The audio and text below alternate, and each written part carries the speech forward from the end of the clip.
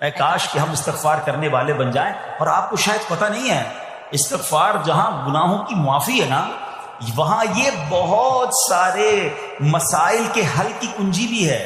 آپ اگر پرابلم میں ہیں، روزی کے مسائل ہیں، اولاد نہیں ہو رہی ہے، یا کوئی بھی پرابلم ہے، واقعہ سنیے. حضرت امام حسن بصری رحمۃ اللہ تعالی بہت بڑے بزرگ ہیں. ایک شخص آیا، آ کر کہتا حضور بارش نہیں ہو رہی ہے، قحط کی پوزیشن آ گئی ہے، بارش نہیں ہو رہی، دعا فرمائیں، کو وظیفہ عطا فرمائیں. آپ نے فرمایا استغفار کرو. وہ چلا گیا. اچھا ایک بزرگ بیٹھے تھے ان کے پاس، حضرت ربیع بن صبیح رحمۃ اللہ، وہ دیکھ رہے تھے. دوسرا بندہ آیا، کہتا حضور تنگ دستی ہے، کاروبار میں ڈاؤن ہے، رزق میں تنگی ہے. آپ نے فرمایا استغفار کرو. تیسرا شخص آیا، کہتا حضور اولاد نہیں ہو رہی ہے، حصول اولاد کے لیے وظیفہ لینا ہے. فرمایا استغفار کرو.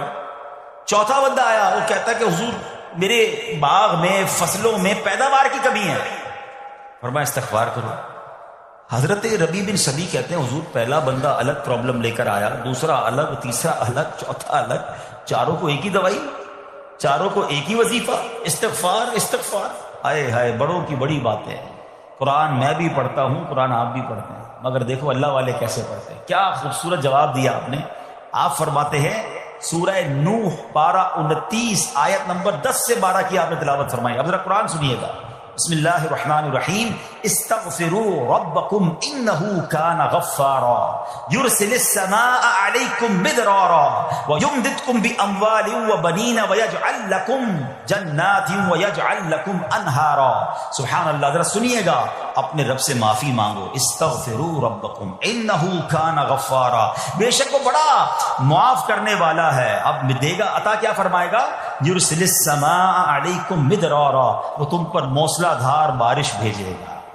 وَيُمْدِدْكُمْ بِأَمْوَالٍ وَبَنِينَ وَيَجْعَلْ لَكُمْ جَنَّاتٍ وَيَجْعَلْ لَكُمْ أَنْهَارًا. فرمایا اور مالوں اور بیٹوں سے تمہاری مدد فرمائے گا، اور تمہارے لیے باغات بنا دے گا، اور تمہارے لیے نہریں بنائے گا.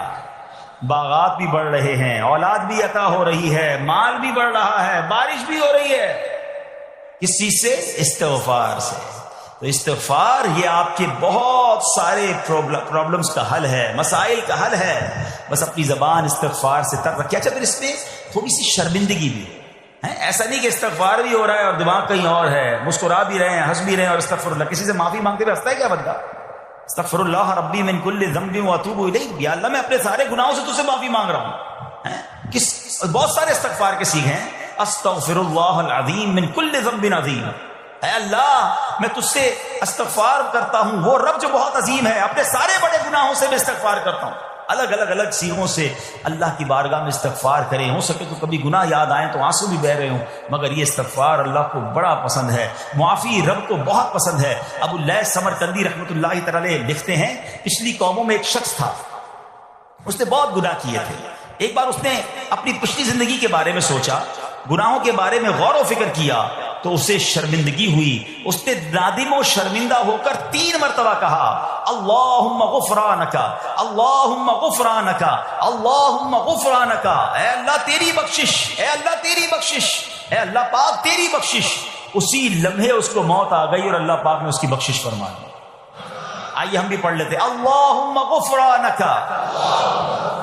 اللہم غفرانک اللہم غفرانک.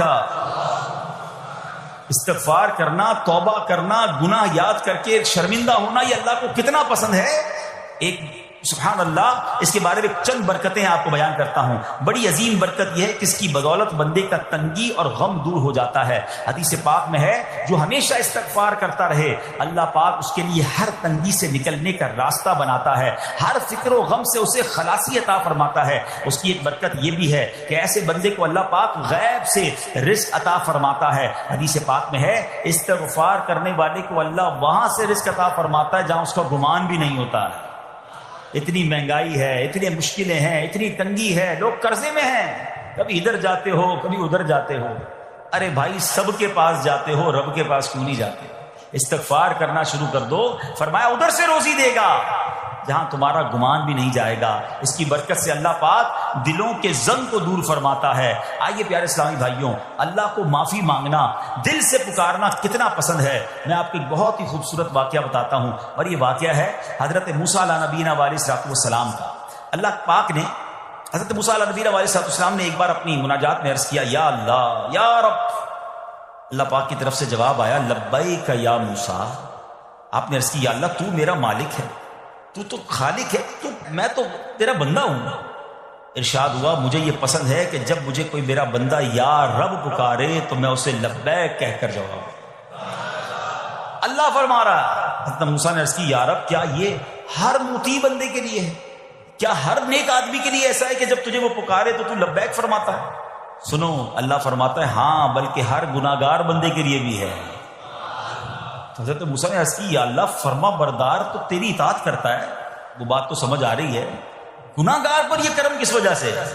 اے ہے سنو میرے رب کیسا کریم ہے. فرماتا ہے اے موسیٰ اگر میں بھلائی کرنے والے کو اس کی بھلائی کا بدلہ دوں اور برائی کرنے والے پر اس کی برائی کی وجہ سے احسان نہ کروں تو میرا جود و کرم کہاں جائے گا؟ اللہ فرماتا ہے میرا پھر کرم میری رحمت کس لیے ہے؟ برائی کرنے والا بھی گناہ کرنے والا بھی مجھے پکارتا ہے, میں اسے بھی لبیک کہہ کر جواب دیتا ہوں.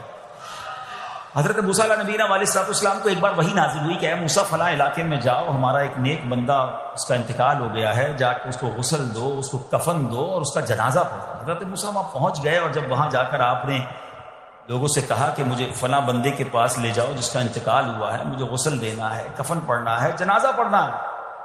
لوگوں نے کہا حضرت یہ تو زمانے کا گناہگار بڑا بےہودہ بڑا بدکار شخص تھا, آپ کو رب کا حکم تھا, آپ نے غسل بھی دیا, کفن بھی پہنایا, جنازہ بھی پڑھا, پھر رب کی بارگاہ میں عرض کی مولا بندے تو یہ کہہ رہے ہیں یہ تو بہت برا آدمی تھا, تو نے مجھے بھیجا اور فرمایا تیرا پیارا بندہ, میں نے جنازہ بھی پڑھ دیا, غسل اور کفن بھی دیا. اب ذرا آپ سوچیں کہ کسی کا جنازہ حضرت موسیٰ پڑھ دیں تو اس کی تو بخشش کا تو کوئی مسئلہ ہی کوئی نہیں نا, وہ تو اللہ کے نبی جس کا جنازہ پڑھے غسل دے تو یا اللہ تو نے ایسا انتظام فرما دیا.